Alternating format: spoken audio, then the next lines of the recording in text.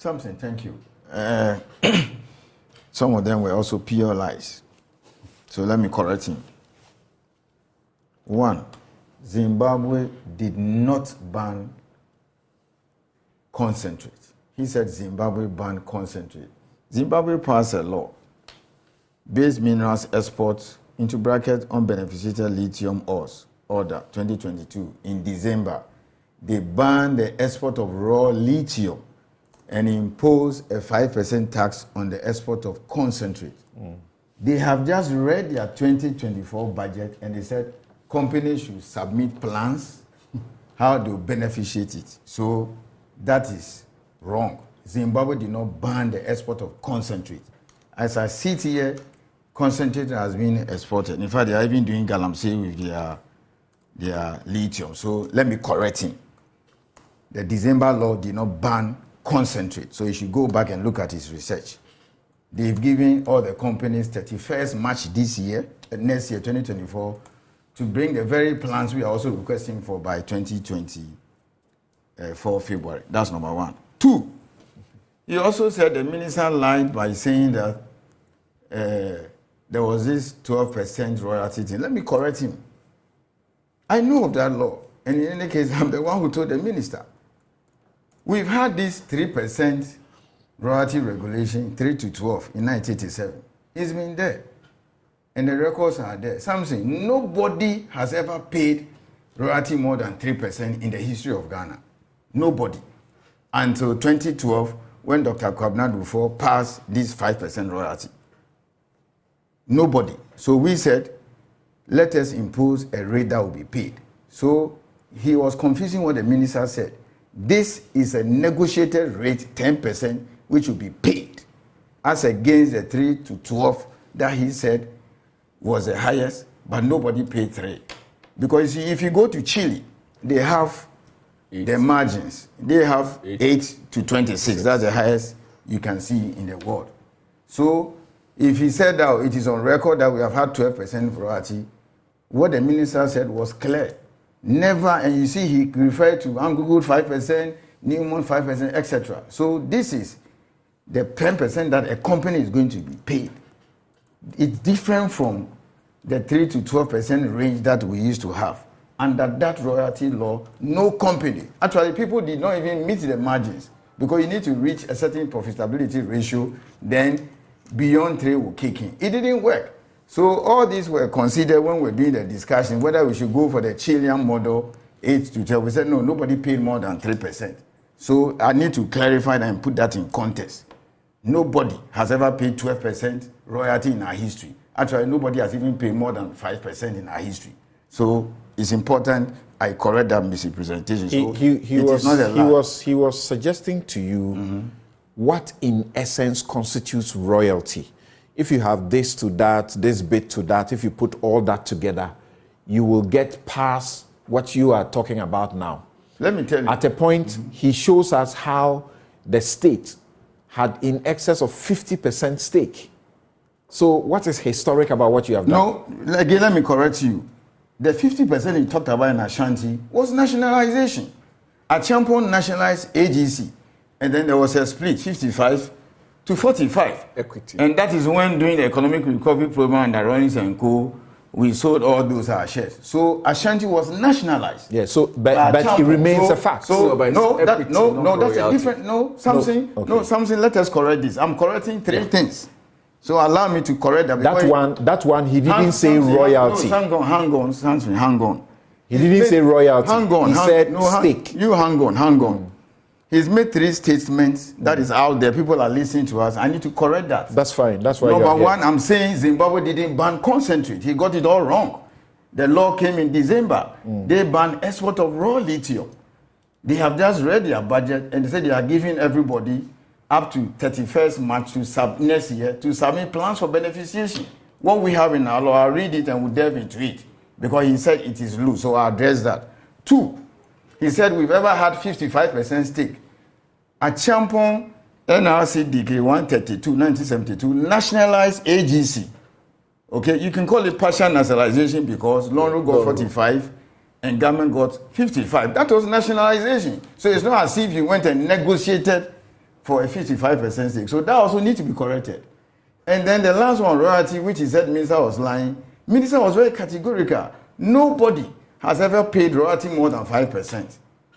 Yes, there was a law. I knew of that law. I was at the Minerals Commission when that law was in existence, which was repealed. So that was a range 3 to 12. We examined all that. Nobody paid more than 3% under that law. So what minister said was very categorical. They are going to pay 10% royalty simpliciter.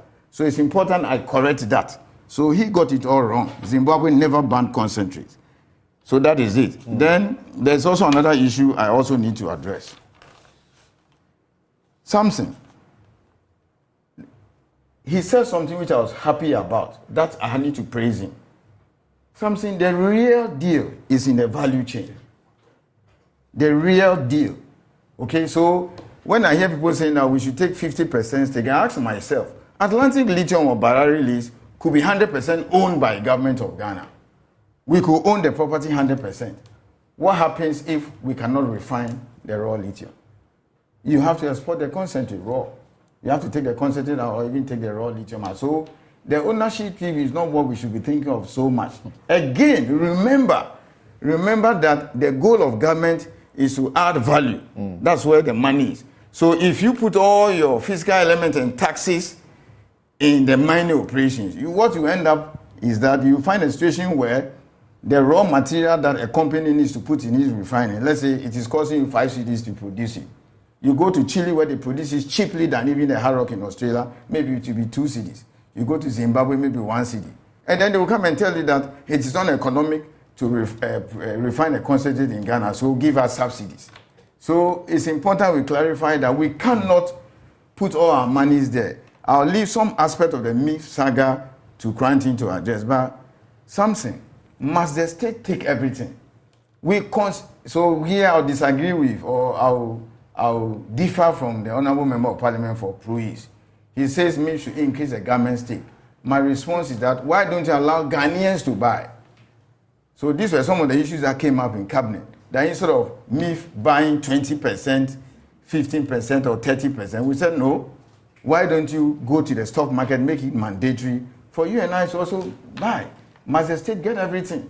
So the emphasis is on Ghanaian. So going to the stock market is mandatory. Yes, it's mandatory. They have to list. Right. So that has never happened before. It's mandatory. They have to. Ghanaians have the opportunity of buy. What percentage? 30? No, I think it's the minimum. The policy directive we got from government through cabinet was that at least ensure that state and Ghanaian participation is not less than 30%. Together. Yes, so we could even, if you go to the stock, they'll even get more. And let me tell you an issue the president asked. He says don't make it free for all. Because if you take it to the stock exchange and people from Europe, Asia and co can come and buy, then it's as good as not listing it. So we are targeting pension funds, hedge funds, and also high-end Ghanaians. Perhaps a very rich person who has made so much money from law practice, like you. Let us go back to, I don't know whether you want to read. I say amen to that. Yes, let us go back to the provision. Look at page 23. Right. And read the provision on value addition or the downstream. So you're still here with us. He says it is quite loose. And presently that. Engaging the CEO of the Minerals Commission. You said page 20. Page 23. Page 23. Look at schedule 2. Page 23. If you can read to our hearing. Is it investment by the Minerals Income Investment Fund? Is that what you're referring to? No, there's an aspect on downstream. Page 23. Stability. Page 20. Schedule 2. I'm looking at it. That's page 23. Yes. Read. So, no, it's a long schedule. Feasibility studies here. Then read the one on feasibility. Okay. Upon the grant of the mining lease. Just a minute. He said it's a bit loose, so I need to explain. Upon the grant of the mining lease, the company shall undertake a definitive feasibility study on the feldspar produced as a byproduct of the mineral and will submit a report of its findings to the Commission within 4 months after the date of the grant of the mining lease. Read the next two. Upon the grant of the mining lease, the company shall commence a scoping study to evaluate the economic benefits of the downstream conversion of the concentrate in Ghana and will submit a report of its findings to the Commission within 4 months from the date of the grant of the mining lease. Subject to the outcome of the scoping study, the company shall establish a chemical plant for refining the concentrate in Ghana. Where the company is unable to establish a chemical plant, the company shall make concentrate available to any chemical plants established in Ghana for refining on terms to be agreed. All byproducts of the mineral, such as feldspar and kaolin, shall be sold locally, and such products shall not be exported unless expressly authorized by the minister where there is no demand for the product in Ghana. So Samson, give me 5 minutes and let me throw light on this because it's very important. Because it's self-explanatory. Yes, he said it's loose. So I need to explain. I'm happy you understood it. Samson, let's step back a little bit and look at the experiences of our gas development.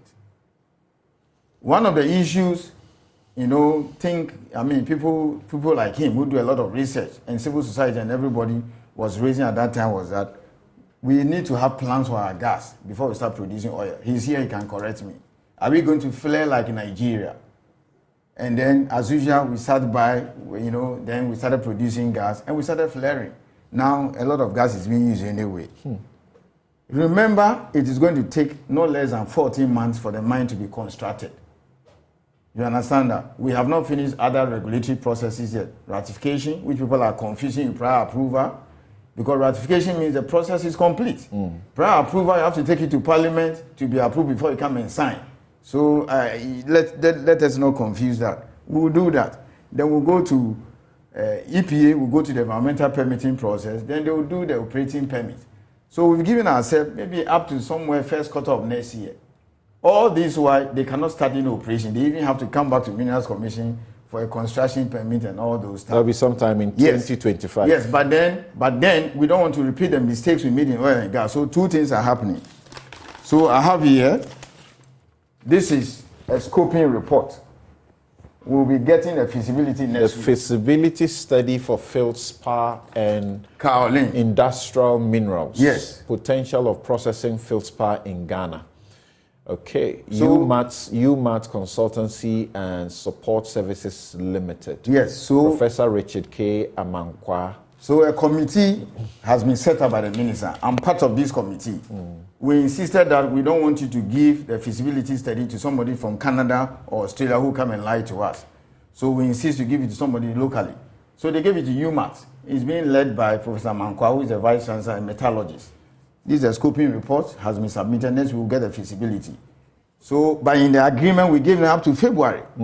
So it means that within this December window, we will know what to do with our first part. Let me touch a little bit on it. Something we have 5 companies doing ceramics in Ghana. 5. We have Keda Ceramics, we have Wankan, Centio, Marco Polo, and Jintao. When we check the data, they use about 960,000 tons of feldspar at a grade of 8%. Now they get it from artisanal miners. Small scale miners, we have license. At a grade of 8%. At a grade of 8%. Small scale miners around Shama, Central Region, and Co. Now, in the feasibility submitted to us by Atlantic Lithium, the feldspar content identified is 15 million tons. If you divide it by 12 years and then by 1 year, you get 1,250,000. So that's roughly about 300,000 tons more than the market size right now. And an interesting grade. An interesting grade, 28%. So it means that the current feldspar that will be produced is enough to take care of the market of the 5 producers. But then what happens to the nearly 1 million of the artisanal miners? You're going to push them out of their job. No, they will go and buy from Atlantic Lithium because that's 28%. And the higher the grade, the cheaper, because there are a lot of impurities there. So by this December, we are already getting to know. Okay, next week we'll get the full report that will tell us the market size. What do we do? Right. And then it is stated that you will not export feldspar and kaolin. Nobody is talking about that. So let me take you again back. Are you now beginning to see the reason why Kwame Nkrumah established a ceramics factory? Because they knew these things were there. So that's number one. All right. Number two, something. You don't just get up and say, let us set up a refinery.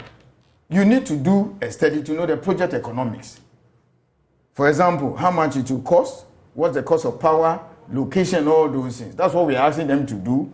I'm also part of the committee, so it's not as if we are sitting alone. Somebody comes to lie to you that it's not feasible. We have given them up to February. Most likely the report will be ready. So by the time they'll be getting EPA permit, by the time we are out of ratification, by the time they'll be coming for us to construction permit, we already know whether or not we can refine in Ghana and what quantity. We already know what we shall do with our first part. All these things have been written into the agreement. So this is something that people are not looking at. So it is not loose, and I'm happy as a lawyer you understood it that way. So I don't see the looseness here. Bright raised a concern. One of the concerns was the discretion given to the minister in terms of the non-exportation of the material. So all byproducts of the mineral, such as feldspar and kaolin, shall be sold locally. Good. We all love to hear this in the contract. And such product shall not, this is express, be exported unless expressly authorized by the minister. But there's a caveat. Yes. The minister must authorize it only where there is no demand for the product in Ghana. Something. We know how our duty bearers abuse their power. Something you have made my day.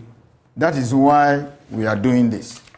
Instead of us to wait and sit, that's why we are doing this. Because you see, as I said, the feasibility report will be ready next week. So maybe by the end of this year, we will know whether or not the quantity of feldspar or kaolin that will be produced, Ghana can take it on. So if the report says that already I can see from the preliminary results that roughly what is contained in there is enough for the 5 ceramics.